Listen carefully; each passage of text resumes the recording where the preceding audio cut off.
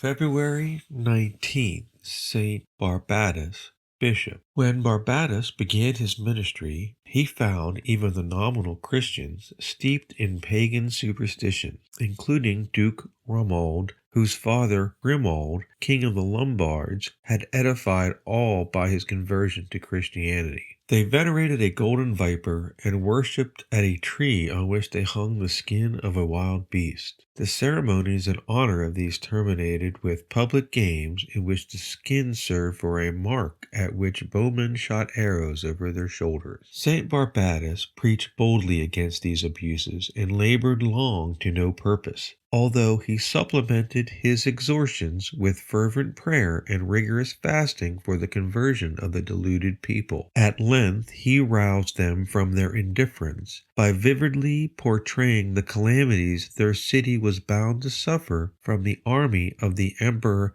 Constans II, who, landing soon afterward in Italy in the year 663, laid siege to Benevento. In their distress and alarm, they listened to the preacher and renounced their errors and pagan practices. Thereupon, Saint Barbatus consoled them by his assurance that the siege would be raised and the emperor worsted, as actually happened. The saint with his own hand felled the tree which had been the object of their veneration and melted down the golden viper, of which he made a chalice. Hildebrand, Bishop of Benevento, had died during the siege, and Saint Barbatus was chosen as his successor. He was able to complete the good work he had begun and stamped out heathenism throughout the state. In the year 680, he attended the Sixth General Council, which held at Constantinople against the Monothites. He did not long survive this assembly, for he died on February 29, 682, at the age of 70 years. St. Augustine says, "When the enemy has been cast out of your hearts, renounce him, not only in word, but in work, not only by the sound of the lips, but in every act of your life."